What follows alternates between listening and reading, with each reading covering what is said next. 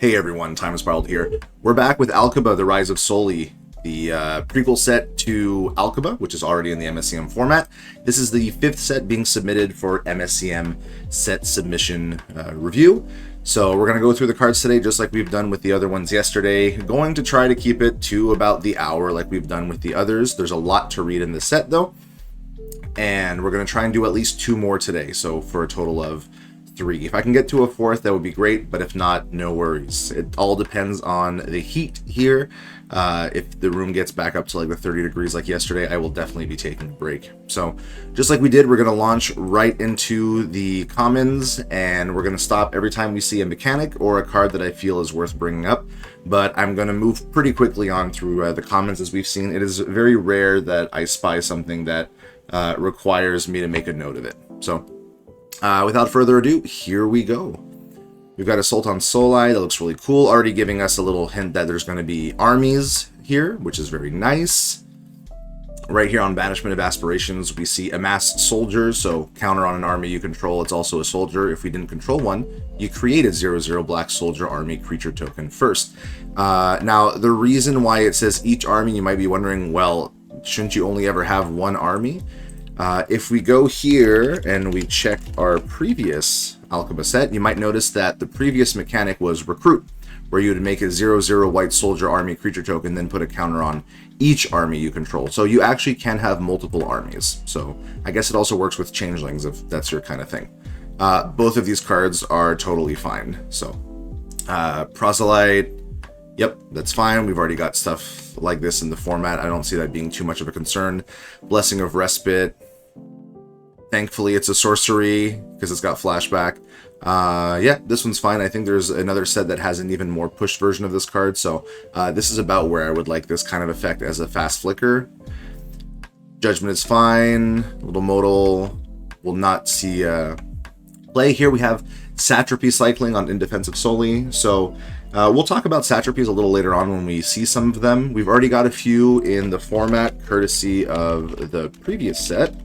So Satrapies are sort of like Sliverlands in that they give an effect to all Satrapies, whether it's mana fixing or utility effects. Currently, they're not very playable. A lot of the Satrapies enter tapped. So we'll see if this set can maybe give us what we need for a Satrapy land base, but in the meantime, it might just have to be for a limited thing. But anyway, this card has Satrapy cycling, but unlikely to see constructed play. Inspiring Overseer. It's an interesting reprint. I'm not sure we'll be seeing that in constructed, but, you know, nice reprint nonetheless. Kind of Scribe is fine. Keen Blade Master is fine. Here we have our next new mechanic, Surpass in Lowly Cataphract.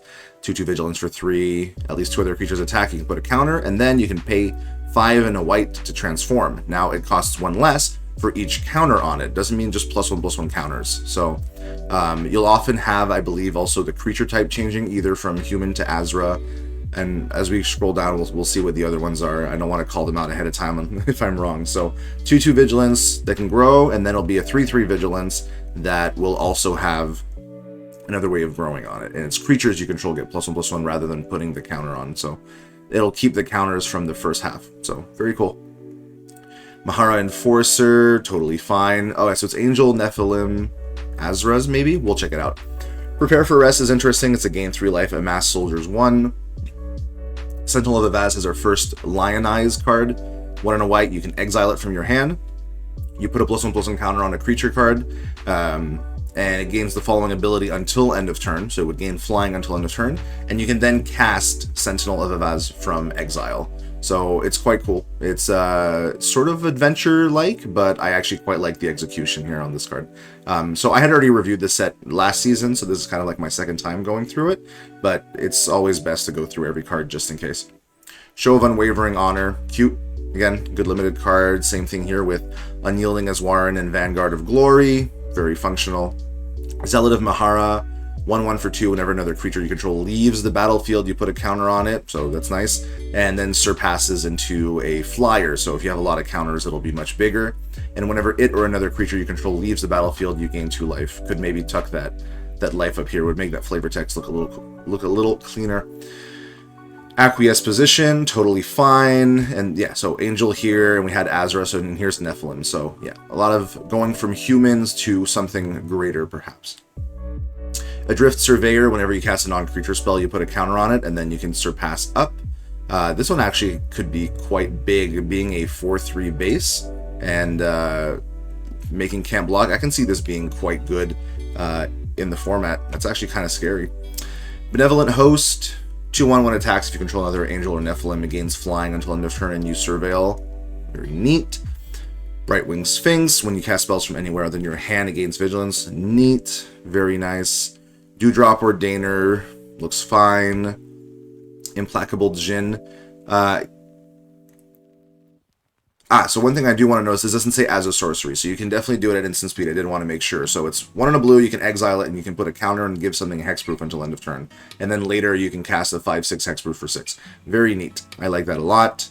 Ambassador, whenever you cast a spell from anywhere in your hand, surveil 1. Very nice. Regretful Chronicler, when it's dealt damage, put counters, and then it surpasses. Yep, that looks fine as well. The limited for this set looks really, really interesting. A lot of things are going to start small and then grow very strong. So Reject Wickedness is a cancel, unlikely to be good, but Satrapy Cycling makes it a lot more modal here in the format. Scope the Cosmos, draw 2 cards, then flashback 2 and a blue discard. Very neat. Sinking Pessimism is a tap aura. Yep, that seems fine. Skyborn Strategist. So we got this is a flying 1/1 that amasses 1. So, you know, this is about where you want this effect. So it's a flying Raise the Alarm, except it doesn't have flash, so sorcery speed. Tempt with Gifts, tap and stun, flashback, tap and stun. Little it could also probably be tucked up there. I know I call them out a lot, but I feel like it's so easy to find a crop that just puts single words like that up, especially like here as well. It might make a little difference. Tiller of the Paltry Lie, 5 mana, loots, yeah, that's not gonna be a concern. Prodigy, cool. Amass Soldiers 2, and when you do, Stardom Mills. Very neat. Wave Shield, costs 1 less if you control a creature with a counter on it. Counter target spell and controller pays 2. Okay, that could be interesting. I doubt probably what green, blue X counter decks would want something like this, but being a 1 mana quench could be interesting. And it can be any counter, so I'm gonna keep in mind. Probably doesn't get there. Not worth the flagging or anything.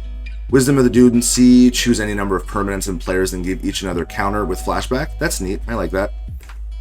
The Pact, that's totally fine. Astral Assassination, double removal, but sorcery speed, so probably very good in this format here, but unlikely to be constructed.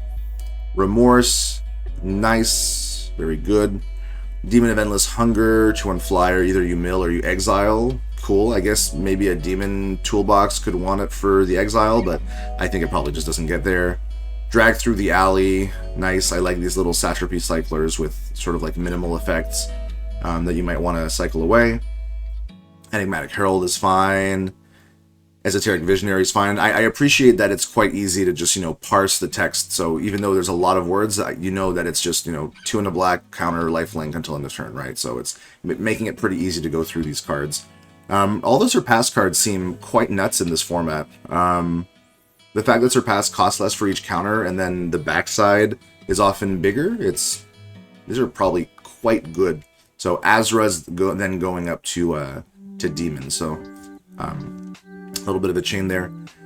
Fatal Strike, yep, okay. Limited base removal, Fiendish Bruiser, that's fine. This one's neat. Counting Siege, target player discards, and you get a 1/1, so you can't flicker it, which is good, but body and cost-wise, this is very, very neat. Manipulations of the Div, 4 damage. Okay. Whenever creature control dies, they lose life, and then you can just crack it for a bigger life loss. That's nice. Poison Sky is 2 mana Death Touch counter. Prepare for the Assault, draw 2, lose 2, amass 2. Cool. I appreciate that the commons are interesting, but nothing is concerning right now. So that's usually a good place to be, right? You want your commons to be fun for the limited, but not, you know, warping for the format that they're headed towards normally.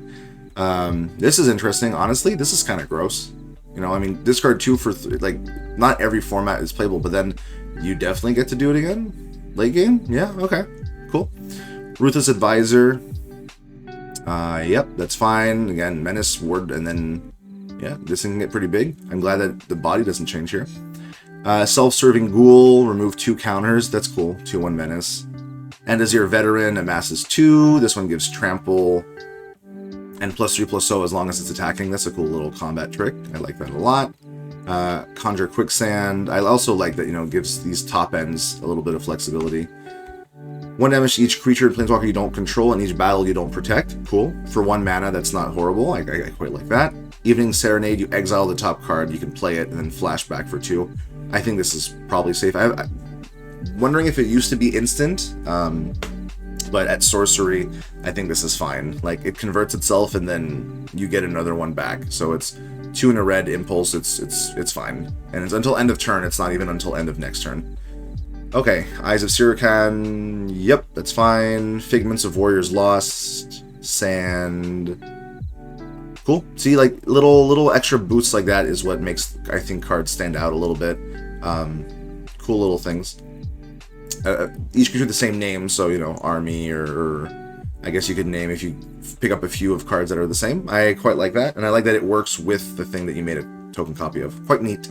Frantic Efreet Speaker, rummages on enter the battlefield, then you can exile it from your yard for a treasure. You never know, this could be interesting. Hesitant Vanguard, yep, that seems fine. This text seems, you know, really good and limited if you can just keep blocking out. Ignite the Inner Flame, +2/+0 first strike, and if it's attacking a battle, double strike. Very cool. There are battles in this format. I'm going to show you quite a few of them when we get to them. Incendiary Flow, yep. Burn and Exile. Sorcery Speed here, pretty safe. Piercing Arrow is fine. Refitting for Battle is fine. I appreciate that these are easy to parse, honestly, after Amass Flashback is cool. Sack Permanence, it grows, and then switches to dealing damage. Very cool. Tomb Raider Duo, okay, treasure token, but we're up to 3 mana. This is totally fine.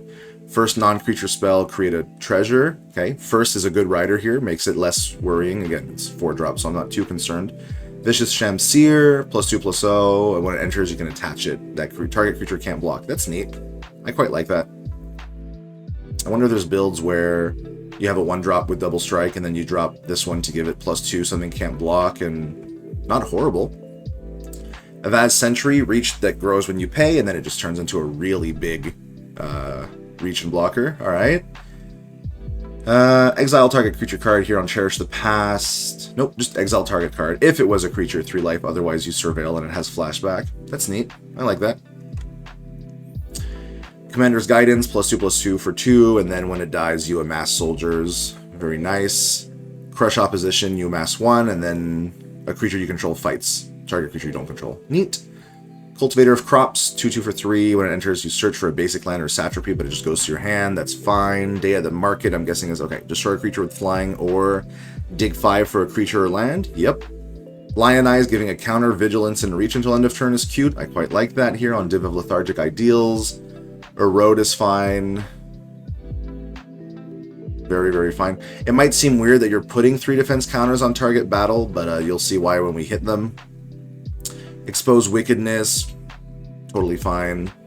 Fell Lantern Bearer removes a defense counter from each battle you control, or puts a counter on each other creature you control with a counter on it. And again, you're going to see like why you would want to remove defense counters from battles you control. It's neat. I'm looking forward to showing you them.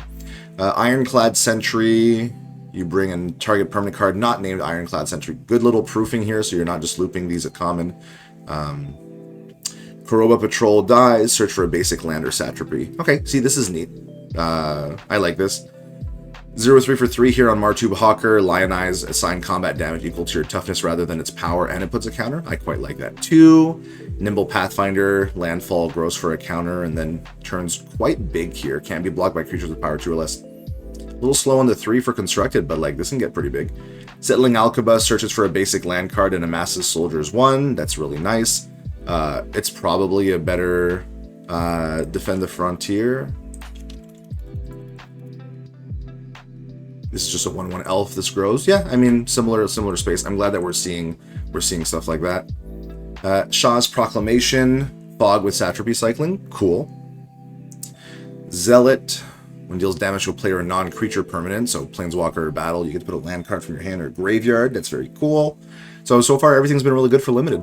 Augur of Pathways is a Flying Vigilance, 1/1 for white. When it enters Cereal 1, I could see this being played in like maybe a Flying Shell that really wants early bodies and can make use of that Surveil. Very cute. Battlefield Tiger is fine. Bizarre Braggart. Neat. Creates a tap treasure. Cunning Plans, I always like cards like this. +1/+0, can't be blocked, and then you flashback for 2. You never know. Marshal of Brethren, 1/2 for 2 that amasses. Yep. Offering to the Div. Hey, it's sack a permanent, draw 2 for 2. Black or red. Maybe that can see play somewhere. Who knows? Open Mod Demon. Yeah, okay. Another Azrar Demon. You may exile. Yeah, that's not doing anything in constructed here. We're fine.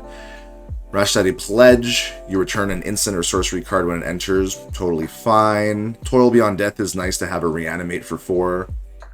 That's playable in either white or black. I like cards like these. Venerable Skyblade, can't attack unless your defending player controls a creature with flying, and you can put a counter. Cool. So a big flyer blocker, unless they also have a flyer. Attendant of Graves.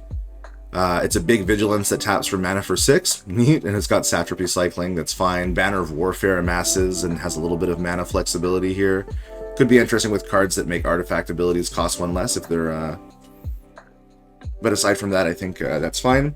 Wayfinder's Bauble.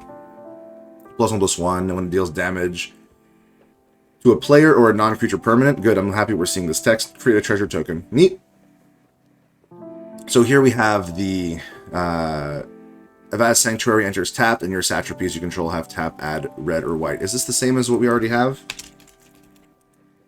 Yeah, okay, so a reprint, even using the same art, so good. This is just the cycle coming back.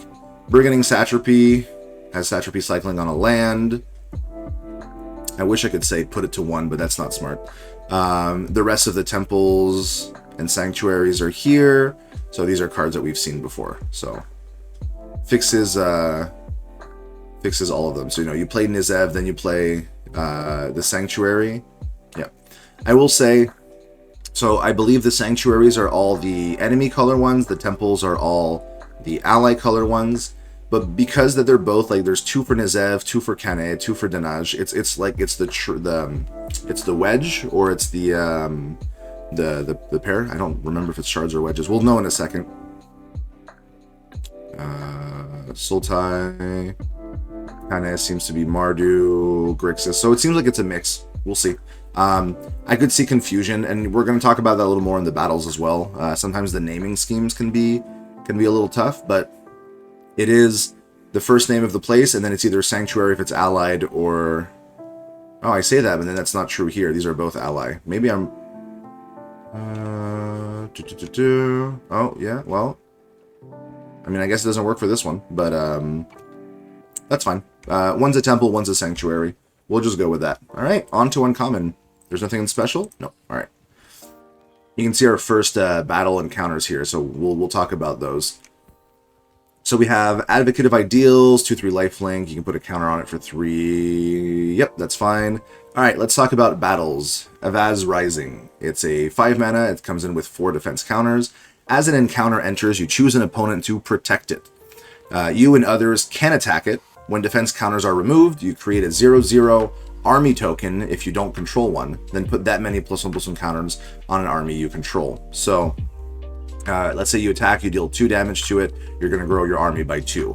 And they have an enter the battlefield effect. So you usually get the first part, and then the payoff for attacking them is building up your armies. So when Avaz Rising enters, you bring back a creature card from your graveyard to the battlefield, and I love that that one also becomes an army. It means you can have 2 armies. So Avaz Rising, pretty neat.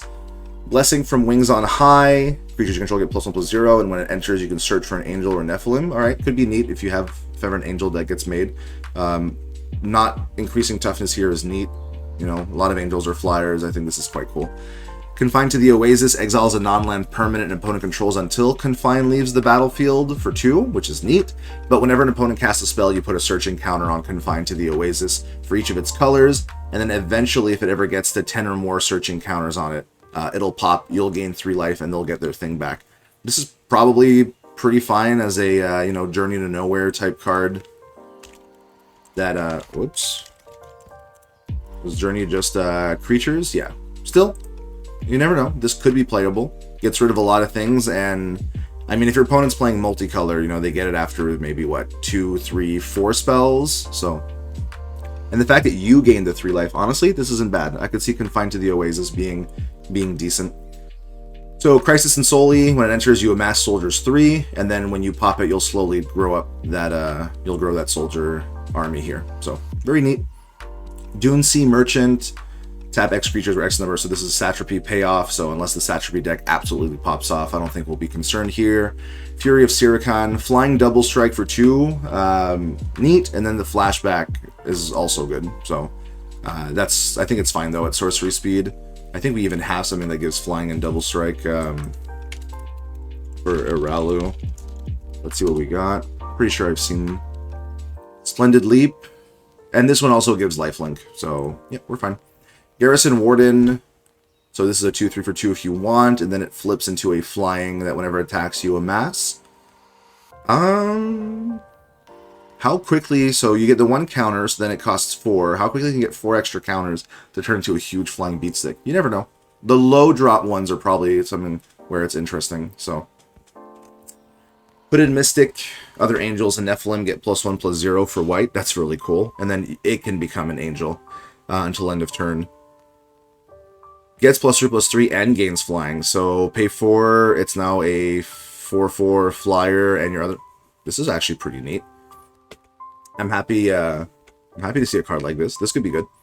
Settling of Kene, so you can grow up to 4, and when it enters, you create 2 1/1 white soldier creature tokens if you control fewer creatures than an opponent, and then 4 life if you have less life than an opponent. So, kind of a one of those white backup cards, and you can eventually grow a pretty big army. So, Standoff prevents combat damage will be dealt by non-armies, and then amasses soldiers 2. That's quite good.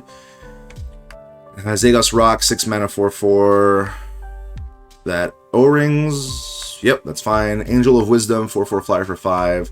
Whenever you cast a spell from anywhere other than your hand, you can choose one. Either you draw a discard and then it phases out. Neat. Consult the Cosmos is quite neat. This is one of the cards I like. You know, it's not a heavy colored density, draw 3 for 5, and then Satrapy cycling, again, if Satrapies pop off. Crisis and Danage.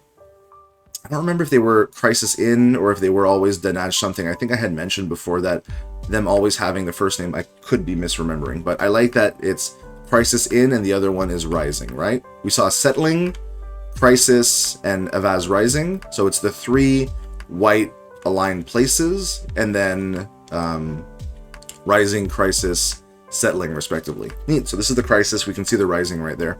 So this is return a creature an opponent controls to its owner's hand for at sorcery speed, and then if you hit it, you can grow up to a 2/2. That's actually not horrible. I mean, we've played stuff like, is it? Nope, not you. Let's see, type equipment, color blue. And obviously I am...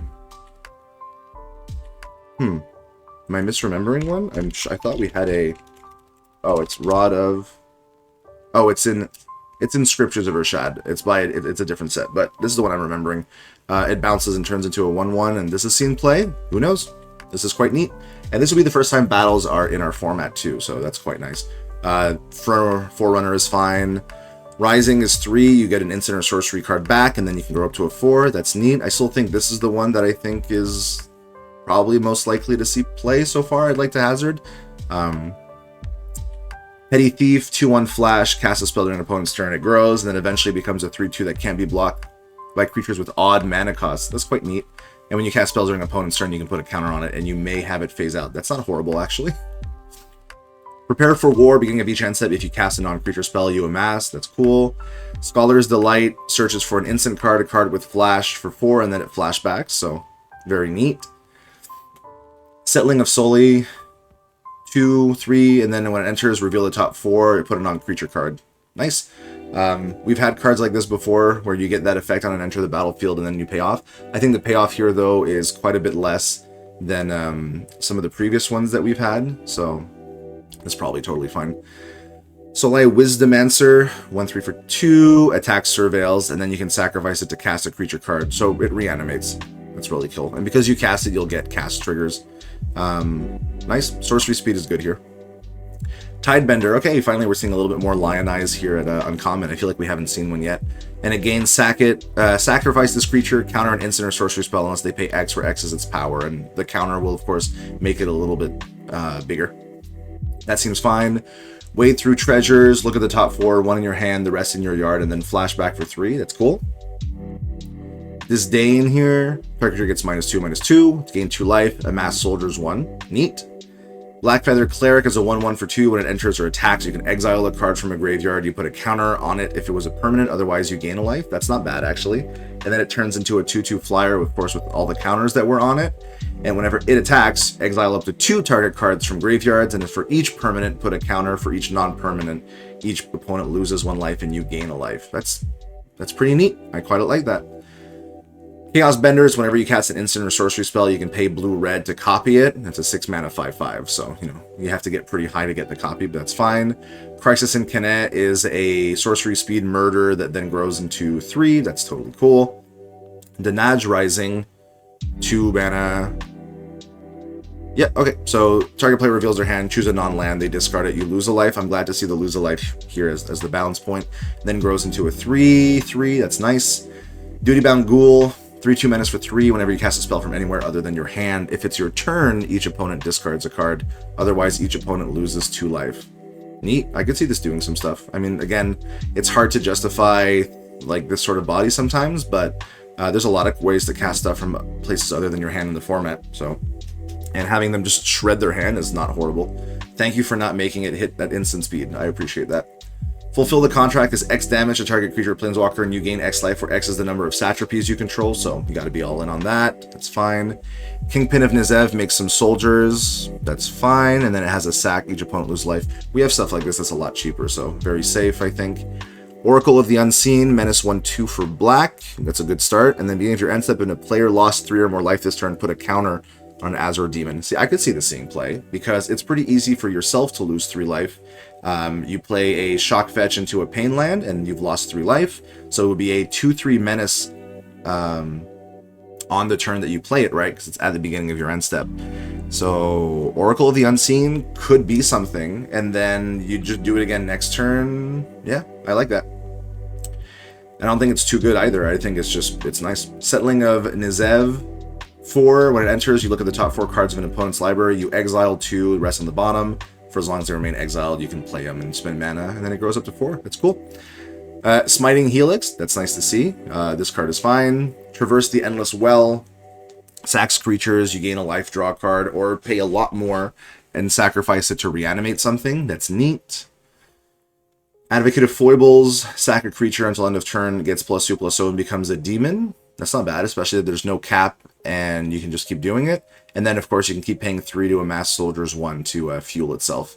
So I like this little cycle of, you've got the enemy color pair here. So we've had this one. We had this one here with the ally pair.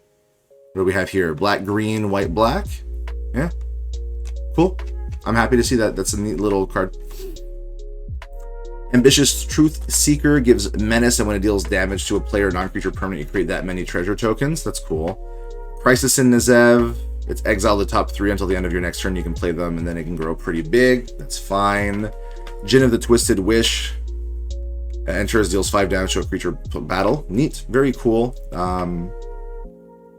I imagine this is a nice little reanimator target or a treasure payoff here. Firebolt. Yeah, I'm fine with having this in the format, honestly. This is fine. Very cool to see. I like the art here. Kenne Rising. When it enters, if you cast it, exile a creature you control, then return to the battlefield under its owner's control. Create a token that's a copy of it. They gain haste. Neat. And then it grows up to 3. 2/1 first strike. Lifelink as long as you control a white permanent. Flying for blue. Menace for black. Trample for green. So you can have a... The fact that it's permanence, I mean, there's some ways of getting gold tokens. So it's what? Flying, menace, trample, first strike, lifelink. That's fine. The fact that the toughness doesn't grow bigger, this card's totally fine. Pagan Firebinder, +1 for each satrapy. We're good here. Rasade's Swift Spear. Haste, beginning of each end step, you put a counter on it if you've cast a non-creature spell this turn. That's quite nice. And it's each end step, so your turn, their turn, your turn, their turn. And then you can surpass to a 2/2 haste that when you cast a non-creature spell, put a counter on it. Yeah, this could grow pretty big, pretty strong. I think that it's fine. I think that'll be my first card that I put on the on my little list here, just because of its ability to roll on your turn and opponent's turn, and the surpass is quite nice here. Cool, I like it. I mean, I think it's fine, but could be worth keeping an eye on. Refracting Image, create a token that's a copy of target creature, except it has haste in the beginning of the end step, sacrifice it, and then you've got flashback. So we've seen a bit of red has this sort of cloning thing, and Kene Rising, the fact that you do your heat shimmer effect. So I see a lot of stuff with all these ETBs that could be really nice. Flashback colors is neat too. Settling of Avaz is create 2/1/1 soldiers, and then it can grow by 1 more. Yeah, okay. It's sorcery speed. I think that's fine. Yeah, I think that's fine. The Pillaging of Kene, X damage to each creature. Okay, this is again a Satrapy payoff. And again, it's not that I'm disregarding Satrapies. It's just it would take a lot for them to be constructed playable. I mean, if we hit the uncommons and the rare Satrapies and suddenly they're like super good, I'll make a note of it. But if I remember, I don't think they'll get there in MSEM constructed, but worth keeping in mind. Accept into the Fold, landfall, you amass, and if it was a Satrapy, amass 2. That's very cool. Convicted Strike, and then its excess is dealt to its creature's controller or to a battle that player protects. Very neat. I like it.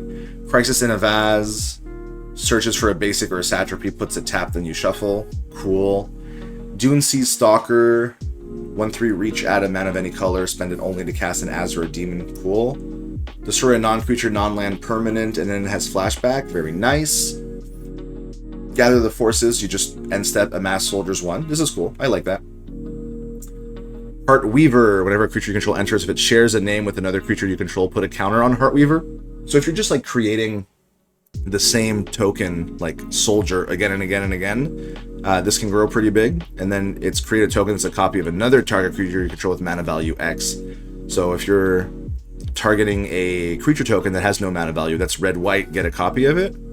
This is pretty neat. I don't think it's an issue, but again, it's the kind of thing that you want to keep an eye on potentially. I appreciate so far that we're already at green uncommon and I'm not like mass putting cards here. We'll see how that changes when we hit rares and mythics, but for now things are fine.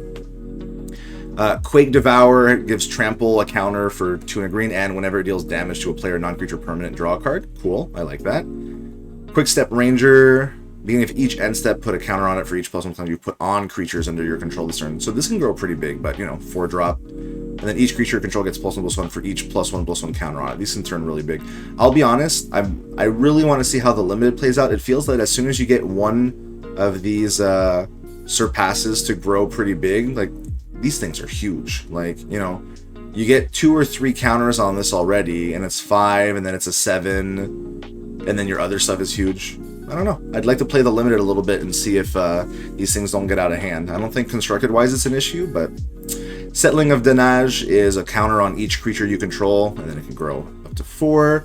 Shaw's Caravan gives +1/+1 to creatures you control, and then if you have 3 or more Satrapies, it gives them a really neat, can't be blocked by creatures with power 2 or less, and it's got Satrapy cycling, which is nice to see on a big body like this. Soli Rising, reveal cards until you reveal a creature card, put it into your hand, the rest on the bottom of your library in a random order. I guess if you're running 4 copies of Soli Rising, a bunch of creature creating effects, and only a single creature card, like, you'll always pull it. I'm going to keep in mind, I guess, but I think this is fine. Okay, so here we go. We're going to have 3 color cards, and we're also going to have 2. So there's quite a bit of a gold section, and then we'll hit the fortresses. So, all right, Acolyte of the Fair wins 4/4 for 5. Whenever you attack with 1 or more creatures with flying, you mill that many cards, and you can cast a card milled this way, still pay its cost. Neat, looks good. Adrift into Endless Stories. Whenever a creature you control with toughness greater than its power attacks and is not blocked, you draw a card, and creatures you control assign combat damage to creatures equal to its toughness rather than its power, so rather than players. So I think that's fine. I think this card is fine. Angel of Despair. Hello, welcome back. This is cool to see at uncommon. Aswarn Conqueror. Menace 5/5. You can sack a non-land permanent if you don't create a treasure. Yeah, this is fine. Coagulating Strength. That is a heck of an art. For each permanent you control with a counter on it, you can put another counter of that kind on it or remove one from it. And then you amass soldiers X, where X was the number of counters put on or removed from permanents this way. Very cool. I think this is fine. Descent of the Div. You cast target card in an opponent's graveyard without paying its mana cost, and it has a big flashback. Situational, and again, 5 mana and 3 colors, but very cool.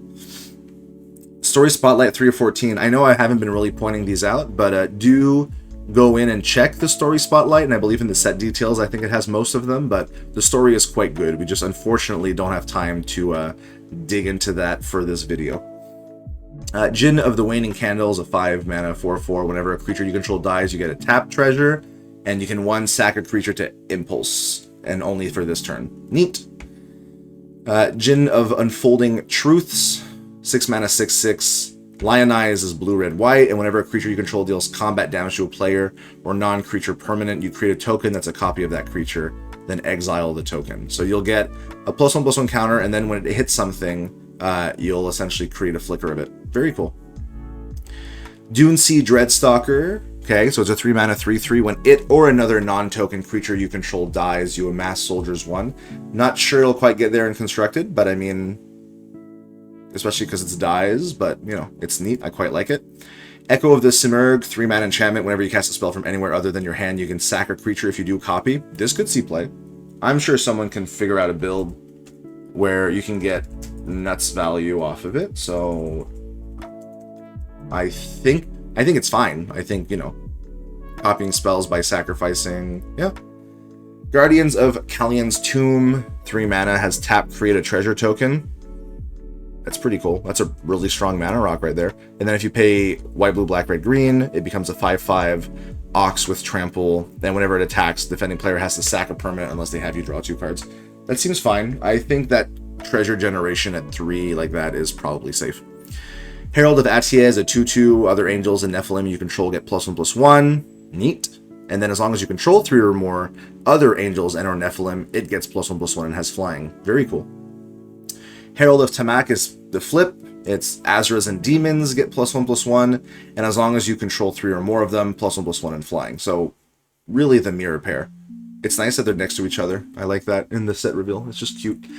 Mir's Endless Horde. Beginning of your end step, you mill 2 cards, amass soldiers 1, and then you can sack an army to bring back a creature card with mana value equal to or less than the sacrifice creature's power from your graveyard to the battlefield. Activate only as a sorcery, only once each turn. So because it's end step, you mill 2 and amass, you don't get a chance to do it before your next turn, and then it's what, a 1/1, because you have to sack an army, so you can bring back a mana value 1 every other turn, kind of every turn, sort of thing. I think it's fine at 4 mana.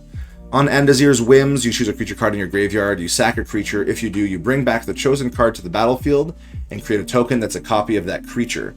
Both creatures gain haste until end of turn. Sack the token at the beginning of the next end step. Probably fine at 5 mana, and you have to sacrifice a creature. That can do some really dumb stuff though, but again, you're paying 5 for the reanimate, so it's not cheating things out like on 3. So I think the setup is worth it, but there's some cards that if you get a copy of it and another copy of it and they have haste, probably just kill someone straight out, but I think at that cost we're probably fine. Ruthless Backtack, 3/1 for 3. Whenever you cast a spell from anywhere other than your hand, it goes back from your graveyard to your hand. Probably fine. Selection at Danaj, blue and a red. Whenever you cast a non-creature spell, put a number of charge counters on it equal to that spell's mana value. At the beginning of your end step, you can remove 4 charge counters from Selection at Danaj to dig the top 4 cards of your library, get 1 in your hand, the rest on the bottom. I like that. I think that card could see play, and I think it's fine the way it is. Spawn of Hadak has a 3/1 flyer for 4. Whenever it attacks, you can discard a card. If you do, draw a card. And whenever you discard a card, put a counter on it. Neat. Cool dragon here, and I like how it's coming out of the sand. It's very cool. Valiant Cataphract is a 4 mana 4/4, and if one or more counters will be put on a creature you control, that many +1 of each kind of those counters are put on. That's fine. Zagos Abomination is a cat horror 3/4 lifelink for 4. When it attacks, you exile another target creature, and if you controlled it, you return to the battlefield under your control, tapped and attacking. Otherwise, return that card to the battlefield under its owner's control at the beginning of the next end step. That's really good and limited. We have the 5 fortresses here. So the way they work is, as a Vaz enters, you can pay a life. If you don't, a Vaz fortress enters tapped. So you can get 1 life for an untapped one. And these ones give satrapies you control have tap, add red. So if you're playing a satrapy deck, this could be the one to be good. The one issue is, like, they don't fix basics, right? So you really have to be all in on satrapies, which again is the point. But you're not going to be playing a monocolor satrapy deck, right? I don't think that that's reasonable. So you're thinking, okay, I got to be 2 and 3 colors. But like, these are really neat. They just give all satrapies this color. I had a similar thing with Seco? No, hold up. Seaside Grotto here? Yeah.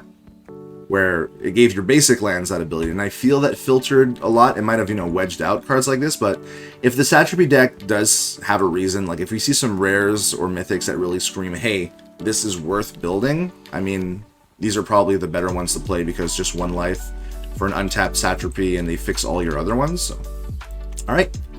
On to rares. We have quite a lot here. There's a lot of gold. And then I believe we do have mythics as well with a really nice, and again, no specials. Okay. So Chain to the Rock. Okay, this is hilarious. You enchant a creature with flying you control, and then it O-rings. This is really cool. And if you're playing a all-in flying deck, maybe you play this. Very cool. Like the card a lot. Consult the Lineage. You pay 4 mana. Beginning of your end step, you can bring back a creature card with mana value X or less from your graveyard to the battlefield with a finality counter on it. Good. Where X is the greatest number of creatures you control that share a creature type. That's really cool. I like this card. I think it's fine, and I think it's exciting. So, I mean, if you're playing all in on a white type pool, which could be clerics, I could see humans, soldiers, maybe. I think clerics is mostly the big white one that sees play. Angels, perhaps. Getting lots of clerics is really easy, and being able to bring back the clerics that then re-trigger the ETBs, but it is cost, it does cost 4. So thankfully it's end step, so you get a value at least on that turn. So Dawn over Soli, 3 mana. When it enters or is defeated, that's nice, the or is defeated. Look at the top 5 cards of your library. You can put a creature card with mana value 2 or less from among them onto the battlefield. Put the rest in the bottom. This is very cool. I like this card. I could see people trying it out.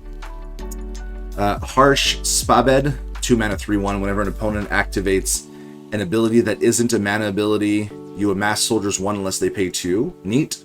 Demon and Knight are cool types to have here, honestly. So yeah, every time they crack a fetch land, if they don't pay 2, you amass soldiers 1. Yeah, okay. Listless Manelli, 1/1. Whenever you gain life, you put a counter on it. Okay, that's good. And then it surpasses into a flying ward 2/2/2 whenever a creature you control attacks. You gain a life, and that'll trigger for each creature. So, and it's a cleric on both. I could see this being interesting in a cleric's deck. Rhythm of Soli, 4 mana. So either you're going to choose Atiye or Karoba. Either your creatures have lifelink or your creatures enter with an additional counter. Very neat. Savior Tactician. My gosh, we're not at the food set yet. There is a food set. We'll see it later.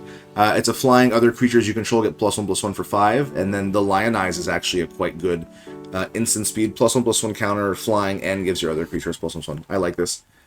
Soli Arbalist, 2/2 for 4. Whenever it or a non-token angel or Nephilim you control enters, you amass soldiers 2. If it was an angel, amass soldiers 4 instead. Okay, it's priced at 4, so it's fine. There is a land with Kindred, and we have to bring it up often when typal stuff is mentioned. So yeah, if you play it, it will amass soldiers 4, which is maybe a reason to play it, but being a 4 mana, I mean, it's a 2/2 that makes it 2. You never know. I don't think it'll quite get there, but it's cute to imagine it. Wretch Skulker is a 1/1 for white. Whenever a non-token creature you control enters, if it wasn't cast, put a +1/+1 counter on Wretched Skulker. Non-token means you're not just, creating 3 tokens and making it huge. 3 and a white, you sack it and you can exile a non-land permanent with mana value less than Wretched Skulker's power. Cool, that seems fine. What would be, so Flicker, right? Reanimate, stuff like that. Flicker's probably what would do it, right? You flicker a board and then it grows huge, and then it has this backup plan on it. And as a 1-drop, maybe. I'll keep it just a quick note on it. I think it's fine, but worth keeping an eye on. Acolyte of Waters, whenever you draw a card, it grows. You surpass into a 3/3 flyer. Whenever you draw a card, it gets a counter, and you can remove 2 counters to it phase out. So we've seen a few of these blue surpasses that have the phasing out, so they kind of do fine. I just think the base side is probably a little too low impact, so probably safe here. Dawn over Nizev, 5 mana. When it enters, you draw 3 cards, and when it's defeated, you exile it. If you do, you can cast a spell from your hand without paying its mana cost, and it's got 6, so it does take a while to break it. You will grow something pretty big, but I think that's fine. The enter the battlefield, draw 3 for 5 is just quite neat. I mean, if you can find a way to flicker the encounter, it's quite nice. Cool. Empyrean Scholar, 7 mana for a 6/6, but as an additional cost, you can tap any number of untapped angels or Nephilim you control, and it costs 1 less for each creature tapped this way. It's a flying vigilance, and when it enters, each creature tapped to pay it becomes a 4/4 angel with flying and vigilance indefinitely. Not sure we're going to see this. This is definitely a huge payoff for Angel or Nephilim. I'm not sure the amount that we have at low manas. You know, let's, you want something... Whoops.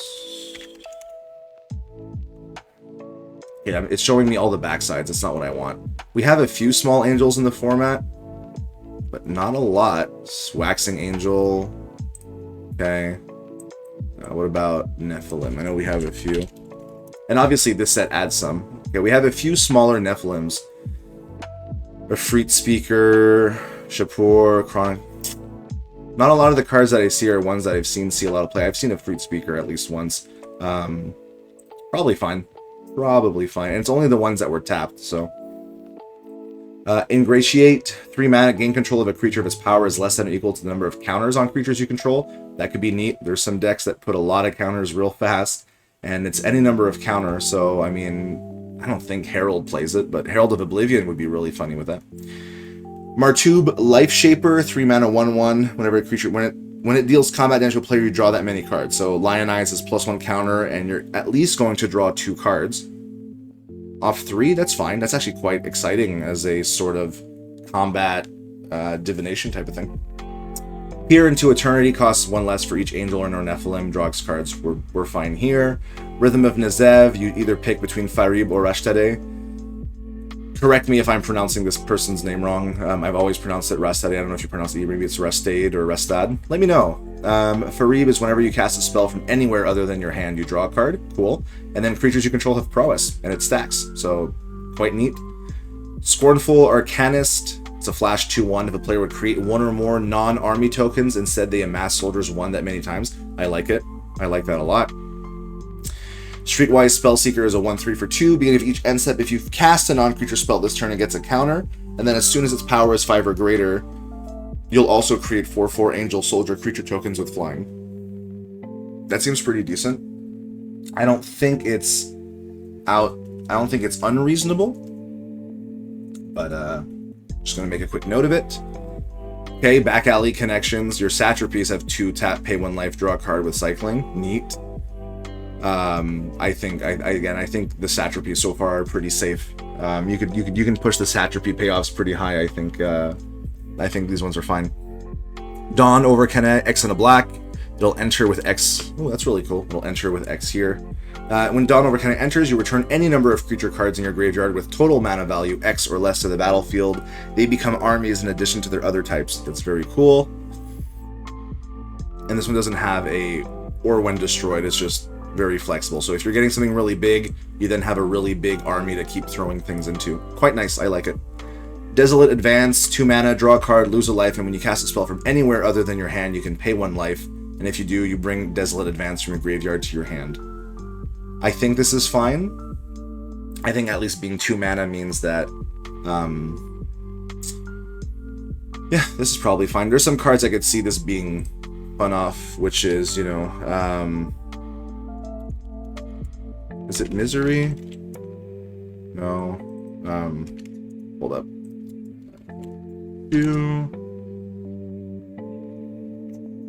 Oh, I'm looking at the wrong set. It's not AVX, it's Love Song. Which is why I couldn't find it. Find happiness and misery. So leitmotif, right? If you cast it from your hand, you exile it, and when you next cast a spell that shares a color with it, you can cast it from exile without paying its mana cost. But this triggers when you cast a spell, so it has to already be in the yard. Who knows? Could be neat. Jahi of Endless Hunger. It's a 4-mana 6/6 flyer. Sack a creature, put a counter on this creature, and tap it. Any player may activate this ability. Nice. And then Lionize does the same thing. Puts a counter, and then you can always, sack a bunch of things to grow that creature for one turn. Very neat. And, it is a beater. And if your opponent's not playing creatures, they might not be able to do it. Who knows? The kind of card that I would be happy to see play. Sorry about that. We live on a street where there's a lot of police and firefighters that drive through, so sometimes the noise spikes up. Reckoner of Canet, flying lifelink, so Lionize is pretty neat, and when it deals combat damage to a player, you can remove all counters from a permanent they control or protect. Really good. And 3/1 flyer for 3. I think this body is fine. Rhythm of Canet is either Andazir or Mahara. Whenever a creature you control attacks, defending player discards a card. So it's whenever a creature, not one or more. So if you attack with quite a few things, that just strips their entire hand. At 4 mana, that's saying, hey, I have a board, and if I swing every turn, you don't get to keep your hand. You have to play everything out on your turn. Okay, I'll keep this one in mind on the watch list. And Mahara is whenever a non-token creature control dies, you amass where X was its power, so pretty good too. The Horde That Never Ends, it is an army by itself. Black for a 1/1. If you would create an army token while the Horde That Never Ends is in your graveyard, you can instead return the Horde That Never Ends from your graveyard to the battlefield. Neat. Okay. And then counters remain on the Horde That Never Ends as it moves to any zone other than a player's hand or library. Okay, this could be a reason to play Recruit or Amass Soldiers, right? Because you can always bring this as your biggest army back. I'm glad that it's just a 1/1 for black, though, on the front side, so...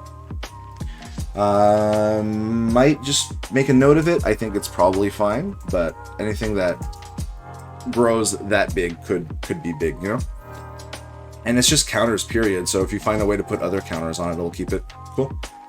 Triumphant Greed, destroy a creature or planeswalker you don't control. Its controller creates 2 tap treasure tokens for black. Yeah, that's fine. I think it's totally fine. Vagabond of the Dunes is a warlock 0/1 for 2. When it enters, each opponent discards, and whenever an opponent discards, you put a counter on it. Okay, well, there's a 1/2 discard that surpasses into a menace 2/3. The opponent's maximum hand size is reduced by the number of counters on it, which will be at least 1. And whenever an opponent discards a card, put a counter.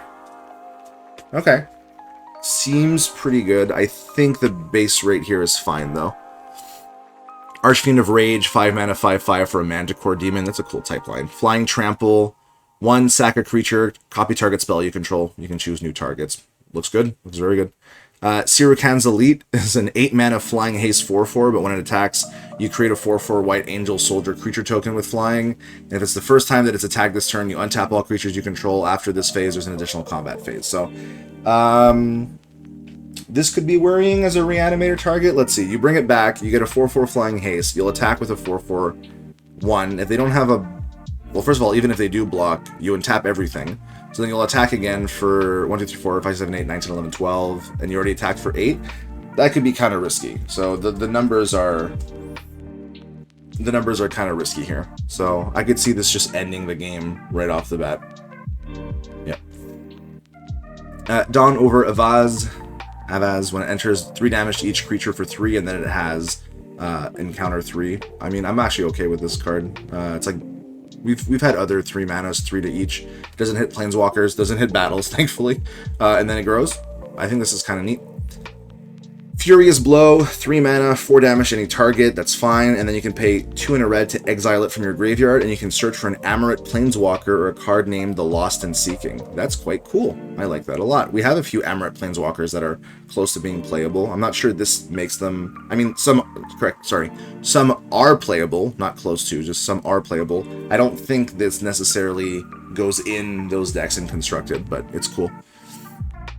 Humor of Glory, it's a 5 mana 3/3 flying haste. It's a lot of big flyers here at Rare. It's really... Okay, there's no others, but still 3 big flyers? Oof. 2 of them with haste as well. Alright, so flying haste when it dies deals damage to each creature equal to its power. Lord, that's actually pretty scary. But it's a 4 mana to give flying haste, and when it dies, probably fine. In Blood, Vengeance is a 4 mana sorcery. Choose a creature you control. Exile each creature you control, then create that many tokens that are copies of the chosen creature, except they aren't legendary and they gain haste. Beginning of the next end step, you sack those tokens, then return the exiled cards to the battlefield tapped. There is probably someone who will figure out a combo here that's absolutely gross and will make, you know, 3 or 4 copies of something that just ends the game. So I will keep In Blood Vengeance in mind, especially because you do get all the stuff that you sacrifice back. So retriggering enter the battlefields and stuff. So thankfully they enter tapped. That's smart. Last Priest of Hadak is a 2 mana 1/3. When it attacks, you rummage. And whenever you discard a card, you can exile it from your graveyard. And during any turn that you dealt damage to a player with a dragon or shaman, you can play that card. I could see this card seeing play. We have dragon decks, and this is interesting. A little low on the power side, but I think that's important. That's fine here, you know. Rhythm of Avaz. I keep saying Avaz. It probably is Avaz and not Avaz, but 3 mana. You either pick between Sirukan or Sara. Either it's beginning of combat on your turn, you put a counter on a creature, or your creatures simply have Menace Haste and have to attack each combat if able. Neat. The Menace Haste is really not bad. Slinking Raider, 1 mana 1/1, can be blocked by creatures with greater power, and when it deals damage to a player or non-creature permanent, you put a counter on it, so it grows, and then it surpasses into a 4/4 trample with all the counters it already had. And whenever it deals combat damage to a player or non-creature permanent, it deals that much damage to each planeswalker that player controls and each battle that player protects. Okay, so that second part is probably less relevant in Constructed. The planeswalker part could be, but Slinking Raider could grow pretty big. But, you know, people have 1/1s lying around, so probably fine. The deals damage is interesting if you can figure out a way to give it that. Alright, on to green. Danaj Sightseer. It's a 2/2 for 2. 1, it gains lifelink if white was spent to activate it, and then you can give it Flying Menace, First Strike, Trample, and if you spent white, blue, black, red, green to cast spells or activate abilities, you put 3+1/+1 counters on it.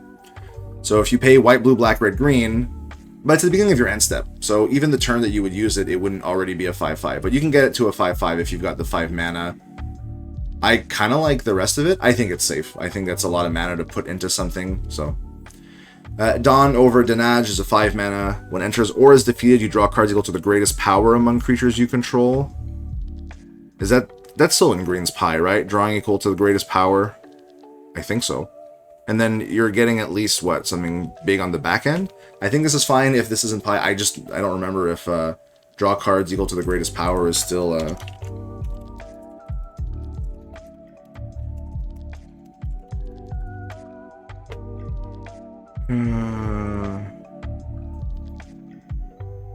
Yep, cool. Season of Gathering right there to tell me, hey, we're totally fine, by the way. Draw cards with the greatest power among creatures you control. Thank you very much, Bloom Burrow. So, cool. That's a lot of cards, though, if you make this big. Dreaded of Sara, as an 8 mana 8/8, when it enters, your creatures become 8/8 demons in addition to their other types until end of turn. That's kind of gross, but it needs a board already, so probably fine. It doesn't give them trample either, so. Herald of Ruination, 1 mana 1/1. Whenever you put a counter on another permanent you control, you put a counter on it. It triggers only once each turn. Oh, thank you. And then it surpasses into a 3/3 that has an Odric beginning of combat ability. Okay. I'm just going to keep an eye on all these 1-drops that can grow. I know this one has the triggers only once each turn, but I still want to keep that in mind. Inspiring Tactician is a 3/2 for 2. When it or another permanent you control becomes the target of a spell or ability you don't control, amass soldiers 1. That's totally fine. Rally the armies, X green, gain X life, amass, also fine. Rhythm of Danaj, either you pick between Martub or Tamak. It's either at the beginning of your end step, you return a non-land card at random from your graveyard to your hand, or at the beginning of your end step, you can sack a creature if you do draw cards equal to its power. For 5 mana. Probably fine. I mean, the last one's interesting. If you can keep sacking something big, you can get a lot of cards off of this. These are a lot of cards in here that I would really want for MSEDH, honestly, more so than MSEM. You know, pretty cool stuff. Spawn of Andazir is a Snake Hydra. X green enters with X +1/+1 counters on it, and then you could Lionize for 2 and a green to deal... Whenever this creature deals damage to a player or non-creature permanent, you would double the counters on it. Cool, so you put a counter, and then when it would hit, you would double it. I'm sure this could do some cool stuff. I think it's totally fine. Variety of Goods, as a 6-mana instant, return an artifact card from your graveyard to your hand. Kind of... I mean, yes, green can get back permanents. It's wild to just see artifact being called out here, but if you can't, you gain 2 life. Repeat this process for battle, creature, enchantment, land, and planeswalker, and then it goes in the bottom of its owner's library. Cool. And it's if you can't, not if you don't. So, cool. All right. Some modal stuff here. So, yeah, I'm not sure it'll see play. I think it's interesting. All right, here we go. We've got some 2-color battles and then a bunch of golds, and we're going to start seeing the 4-color cycle. So, we have a Matricide Most Foul, 2 green and a white. When a Matricide Most Foul enters or is defeated, each opponent exiles a permanent they control with the highest mana value among non-land permanents they control. And it costs 4 and it's sorcery speed. I think it's fine at this point. I wonder if I had called it out on the previous one and it cost less. You do grow into a 4/4, like to get the other one. The Enter the Battlefield, though, is quite interesting. It'll always take out their best thing. So let's just put it on the watch list as always, but looking at it now, I think it's fine. We have Abbas and Lila. 2 blue-red for a 3/3. Whenever you cast your first non-creature spell each turn, you can cast a creature spell that costs less than it from your hand without paying its mana cost. Cool. And whenever you attack with 3 or more creatures, target instant or sorcery card in your graveyard gains flashback. This is a cool shell, and it's a very interesting legendary creature. I think it's actually fine. You still have to pay for the cost, and it's only your first. I quite like it. All right, let's talk about the 4-color cards.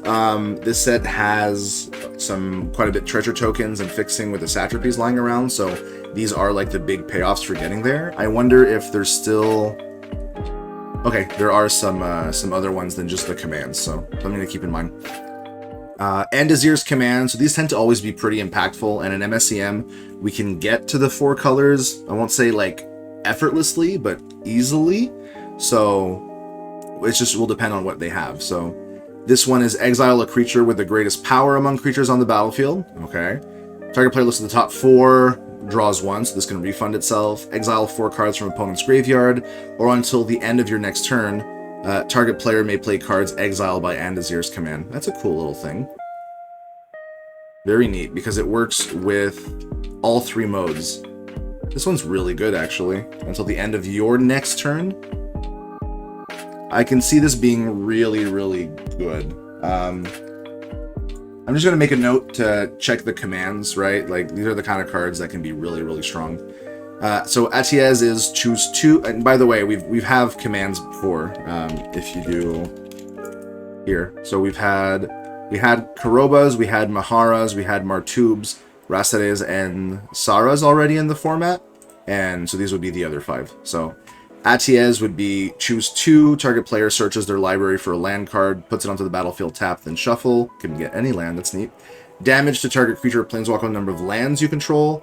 Target player gains life equal to the number of lands you control, or just straight up counter target spell. I wonder if there's an extra space here. I'm not sure. Counter looks like it's doing a little weird thing. Not an issue, just, something to keep in mind.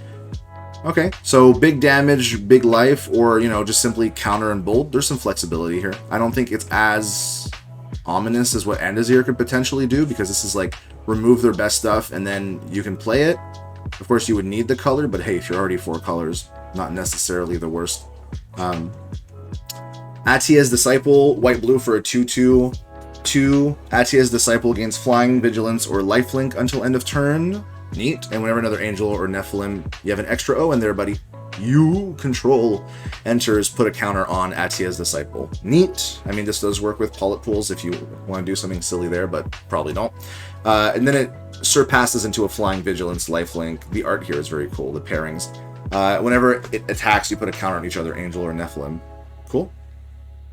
I mean, if someone's going to build an angel or Nephilim deck, seems pretty cool. I like it. Azra Warshaper, 2/2 when you cast an Azra spell. Whenever? Mill 3 cards, whenever you See? When Maybe it is both whenever. Something to keep in mind. Whenever you cast a demon spell, you can return an Azra card with lesser mana value than that spell from your graveyard to the battlefield. I like these pairings like Nephilim Angel, Azra Demon. I think it's quite neat. I liked it when Kamigawa Neon Dynasty did that. So Bloodthirsty Manticore, flying for 4/4. Whenever one or more counters are put on a non-Manticore permanent, remove those counters, then put that many +1/+1 counters on Bloodthirsty Manticore. So this instantly defeats battles. That's already kind of sick. And then Surpass 6, it turns into a 5/5 flying menace. It'll have counters on it, and when it attacks you, exile the top X cards of your library, where X is the number of counters on it. You can play cards exile this way. This is kind of gross.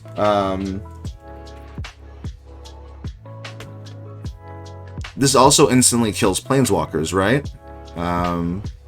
Because it would just... Does it? Do they enter... Someone who is more versed in the technical rules could tell me if this immediately kills planeswalkers. From my understanding, it does, but I could be very wrong. This card is just a pretty solid beater. It does cost 4, though, so, you know, a 4 drop that doesn't impact the board is always a big ask. Cosmic Banishment. You get 2 white, blue, black, red, green. You bring back each card with a cycling ability from your graveyard to your hand. So in this set, it's all the Satrapy cyclings. You can cast any number of non-land cards with total mana value X or less from your hand without paying their mana costs, where X is the number of Satrapies you control. Okay, so this is the big 5-color Satrapy payoff. So, Story Spotlight, we're getting near the end. Sirokan's Command. So your 2 options here are after the first post-combat main phase, and this one's a sorcery, by the way. After the first post-combat main phase this turn, there's an additional 1. Creatures you control gain Vigilance on the turn. That's not horrible. Creatures you control gain Indestructible, either lifelink or +2/+0. This is a good mix of stuff, honestly. You're probably going for the extra combat step, and then Vigilance Indestructible, but if you don't need that Indestructible, you just gain a bajillion life or deal damage. Pretty cool. Lifelink, trouble, not a lot in here is blue, though, but, you know, it's when you get to 4 colors, you're allowed to have a little bit of it. Dali, the Eyes of Danaj. 3 black, green, blue for a 5/5 flying ward 3. Whenever you cast a spell from your hand, you can exile target card that shares a type with it from a graveyard. Until the end of your next turn, you may play that card. Solid. Disappointment. 1 green, white, blue, black. It's a legendary horror incarnation. Its power and toughness are equal to the number of differently named lands you control. And when it enters or deals damage to a player or non-creature permanent, you may return a permanent card from your graveyard to the battlefield, but it's a land with tap, add 1 mana of this card's colors, and loses all other types and abilities. Very neat. Div of Unsettling Secrets, white, blue, black. When it enters, target player reveals their hand. You can have them exile a non-land card revealed this way until Div of Unsettling Secrets leaves the battlefield. If you don't, exile up to 1 target permanent of that player controls until it's... That's very flexible, and it's a 3 mana. Maybe this sees play. Fareeb's Command. Choose 2. The next time a triggered ability of a permanent you control would trigger this turn, it triggers an additional time. The next time, so not until end of turn. Okay. You search your library for a creature card with mana value 2 or less, put onto the battlefield. Create a token that's a copy of a creature control, or sack a creature if you do draw 2 cards. So I like that you can do the trigger ability because you could say, hey, I want the ETBs, I want the, or I want the die trigger, right? And you'll get it twice. And if you don't have any of those, well, you can simply search and then sack, or search and get another copy of it. Very cool. Thankfully, it's a sorcery. They've seemed reasonable so far, the commands. So, Figments of the Muktan. 2 red, white. Whenever a creature you control attacks Figments of the Muktan, you create a token that's a copy of that creature that's tapped and attacking the player protecting it. Sacrifice the token at the beginning of the next end step. I actually quite like this because it doesn't do anything on enter, but you can keep throwing cards at it, and then you'll throw the tokens at the player's face, and then when you hit, it grows. So, very cool. I like that. From the Skies, Peace. 3 blue, red, white. Exile any number of target creatures you control for each creature exiled this way. Create a token that's a copy of it, except it's a 4/4 white angel soldier with flying, in addition to its other types. Gross. You just convert your entire board. You flicker everything, essentially, but they all come back probably much bigger. And it's an instant speed, so... But it is 6 mana, so I think we're okay here. Herald of Untold Riches. Whenever it attacks, each player creates 2 treasure tokens, and it's a 3/3 for 3. And if you pay Wooburg, you shuffle your library, exile, and until end of turn, you can play Exile the top card until end of turn. You can play it without paying its mana cost. Activate only as a sorcery. Probably fine. But, you know, 3, if you get 1 attack in, you get the 2 treasure tokens. You on turn 4, you can probably use it. The shuffle means that you're unlikely to hit something super insane. And your opponent does get 2 untapped treasures, which, you know, for some decks with removal or counter spells. We have Ineptitude as another horror incarnation. I quite like it. Disappointment, Ineptitude. I remember seeing these the first time around and I was a big fan. 3/3 flyer. When it enters, you untap and gain control of target creature until end of turn. You put 3 stun counters on that creature, and it gets +3/+3 and gains haste until end of turn. Okay, so you do untap it. So the first time you'll attack with it, it'll be really good, and then it's locked down for quite a while. For 5 mana, I could see this being actually playable. Honestly, you get a 3/3 flyer for 5, obviously not the best, but you get their best creature, and then it hits them for an extra 3 damage, and then they don't have it for 3 turns. It actually seems really good. I might put it on my watch list. Just Ineptitude. Just to keep an eye on it. Iridescent Savior. 1 red, green, white, blue. 4/4 flying lifelink.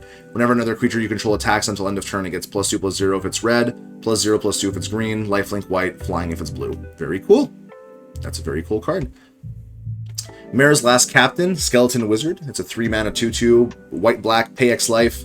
Return a creature card with mana value X from your graveyard to the battlefield with a finality counter on it. Activate only as a sorcery, only once each turn. And then white-black, pay 3 life. Return Mara's Last Captain from your graveyard to the battlefield with a finality counter on it. That's very cool. I think it's fine. I mean, if you're bringing back something that costs 7, right? You're already at 3, then it's white-black, pay 7 life. There's probably easier ways of bringing stuff back already. So, and the 2/2 for 3 is a safe place to be. Nazar Dune Sea Merchant is a 2/2 for 2. If another creature with a +1/+1 counter on it you control would die, instead remove a counter from it. If you do, it phases out. That's probably able to do some really gross things, so let's keep an eye on Nazar.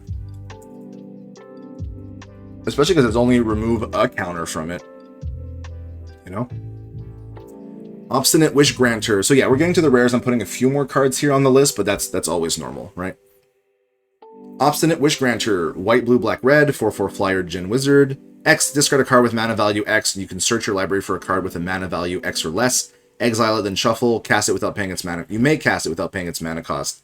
Activate only once each turn and only during your turn. So you have to pay equal to the mana value you're getting, and it's already a 4-drop, but then it has to be less. So you're paying 2, discard a card with mana value 2, to search your library for a card with a mana value 2 or less. Okay, no, it's or less. So you can actually just do 1/1s and 1s. So you can turn your 1-drops into burn spell. Okay, I still think as a 4-drop, like, unlikely to do it the turn it enters is probably fine. And there's a safe rider here, so. Harass 2, Soli's Overseer, green, white, blue. Beginning of combat on your turn, you amass soldiers 1, and it's a 1/3, so it's like a 2/4, and your armies have flying and lifelink. Very cool. I like it. I would love to play an army deck. Predatory Tombstalker, flying trample 4/4 for 1 black, red, green. Sack another creature. You add an amount of colorless equal to the sacrificed creature's power, but you can only cast it to cast lionized creature spells. That's a very safe rider. Thank you very much. I appreciate that. Sadeg, Tyrant of Nezev, 4 blue, black, red. That is a big dragon. It's a 4/4 flyer. Whenever an opponent has life less than or equal to the total number of cards you own in exile with flashback, plus the number of instant and sorcery cards in your graveyard, that player loses the game. I think that's fine. You're getting to 7. Like, normally if you get to 7 and you hit them with something, they die. So they have to have, like, let's say you put, what, 5, 6, 7? It's like a 7/7 haste. I think it's okay. Am I going to put it on my watch list? Yes, just because, you know, effects like that are worth keeping in mind. Sarah's Harbinger, 4 blue, black, red, green, 6/6 flyer. When it enters, if you cast it, each player exiles all other permanents they own, then exiles that many cards from the top of their library. Okay? Each player puts all permanent cards exile this way onto the battlefield under their control. Yep, then each player may cast any number of non-permanent. Okay, so kind of like absolutely, it just kind of flips, it polymorphs the board, right? Yeah. But it's a 6/6 flyer, and it's if you cast. I think we're fine here. Shide Avaz's Conqueror, red, green, white is a 3/4. Tap, sack a land, create a weapon token. And whenever a land is put into your graveyard from the battlefield, you search your library for a land card, put it onto the battlefield, tap, then shuffle. Triggers only once per turn. So it's tap, you switch a land, so you scape shift one land. You also get a weapon token for your trouble, and it's a 3/4. That could see play. I'm sure someone can figure something out with that. And the land enters taps, so you can't use it the same turn, but you can crack a land that you already used. Neat. Swooping Manticore, it can't be countered. Flying lifelink haste with ward, sacrifice a creature for black, red, green, white. Honestly, I'm ready for some, like, these threats like this. Like, yeah, it's big, but I would love mid-range to get a few tools that can, like, slam the board in a sort of fair way. Lifelink is pretty scary, especially on the haste, because, you know, the clock, but good kit. I will put it on the watch list, but it's the kind of card that I'm happy to see. Tamak's Command, we got black, red, green, white. You choose 2. Each opponent sacks a non-token creature. Each opponent sacrifices a non-token artifact or enchantment. Each opponent sacks a non-token planeswalker or battle, and then return a permanent card in a graveyard that was put there this turn to the battlefield under your control. And since it's the last one, you can get one of the things that they sacrificed. So, for 4 mana, but they pick what they sacrifice, right? So, I think this is fine. That from Beyond the Zagos is a 2 blue, black, 3/4 flash. Whenever you cast that from Beyond the Zagos or another spell from anywhere other than your hand, you draw a card. Neat. So it's a cantripping 3/4 flash for 4, and then you keep drawing other cards. It doesn't have flying, and I see some people could make the confusion because it has like one weird wing, but I could see people trying it out. The Brink of War, 2 white, black, green, destroy all creatures, and then you amass Soldiers X, where X was the number of creatures destroyed this way. Seems pretty good. 5 mana, destroy all creatures. You can get, what, maybe a 3/3 or 4/4 off of it? Seems pretty good. Zubin, the Spear of Kane, 5 red, white, black is a 3/3. It costs 1 less to cast for each satrapy you control. Okay, so here's the satrapy payoff. Vigilance, Menace, and when it enters, you create 3/1/1 white soldier creature tokens, then you gain 1 life for each creature you control. So at its base, it's a 6/6 for 7. You gain 4 life, Vigilance, Menace, and yeah, it's got the satrapy payoff. And I'm noticing we don't have any satrapies at rare. Okay, so really it's just the fixing satrapies. Interesting. Okay, moving on to Mythic. How many do we have? It's the cycle, right? Yeah, okay. So we got Hollow Simulacrum for 2 white, white. Whenever a non-token creature you control dies, create a token that's a copy of it, except it's an angel with flying and no other abilities instead of its other types. Okay. That doesn't seem horrible. Like, even if you're running 2 2s, 3 3s, and then they just keep dying, it definitely has to have a build around. You don't get their other stuff, but they're flyers.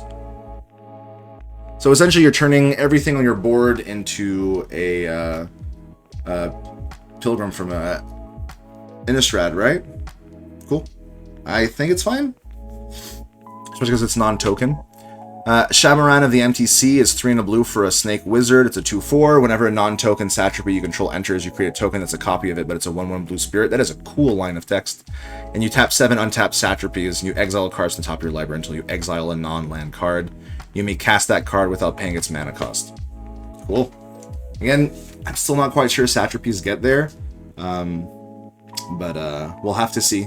If someone proves me wrong, and when this set gets in, I will be happy to see a cool satrapy build around. I mean, I miss when people were building like desert land bases or other stuff like that. So Acrimony, it's 2 black, black for a legendary creature horror incarnation. It's a 4/4 lifelink. 2, you can remove 2 counters from Acrimony. Each opponent loses 2 life, you gain 2 life. At the beginning of your end step, for each permanent, you move a counter from that permanent onto Acrimony. That's kind of gross. It doesn't say for your permanents, so if your opponent has a bunch of stuff that's grown, very interesting. And like, yeah, it will pick up stuff from battles. Could this be a problem? Maybe. I mean, maybe you just don't really care about the 2. You just crack in with a huge lifelink, right? I think it's fine. Definitely good against some decks in the format that just, you know, put a million counters on things. So, Jowlspawn is a 4/4 Manticore, 2 red, red. It's got Lion Eyes, 1 and a red, and if this creature would deal damage to a player or a non-creature permanent, it deals double that damage to that player or permanent instead. Okay, that's +1/+1 counter, and then if it hits a player, it deals double the damage. That could be risky at instant speed.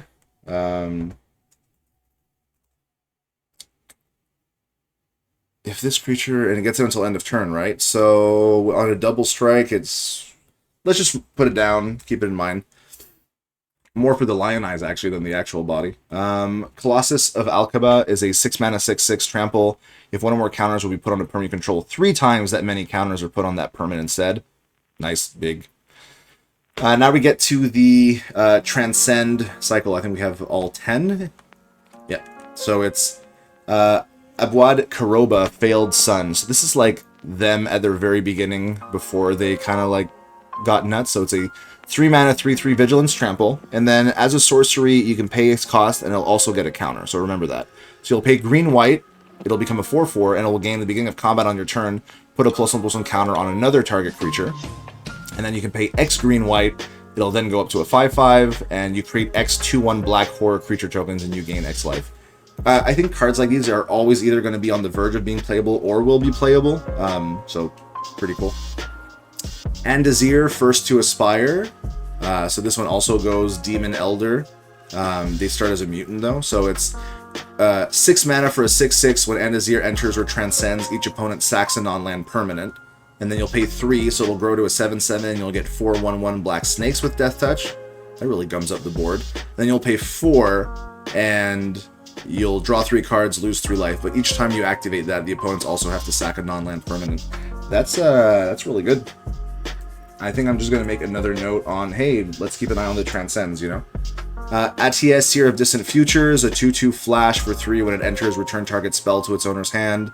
And then white-blue goes up to a 3/3, gain 2 life, draw a card. And then 2 white-blue goes to a 4/4 and gains, each opponent can't cast more than 1 spell each turn. Yeah, these all seem pretty on rate and playable, so definitely something we want to keep in mind.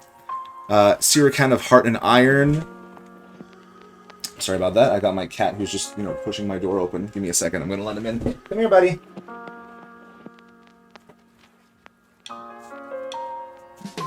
Alright, he's coming in. Whenever Sirakan enters or transcends, you create 2/1/1 white soldier creature tokens with haste. So 6/4 for 5 is already not bad, and you get 2/1/1 with haste. That's like 7/6 on the front end. That's a lot. Then you pay 2 red-white, goes up to a 7/5. All your creatures get +1/+0 and gain first strike until end of turn. And then 3 red-white, all your creatures gain lifelink and vigilance until end of turn. Yep, that's pretty nuts kit right there. But, you know, 5 mana.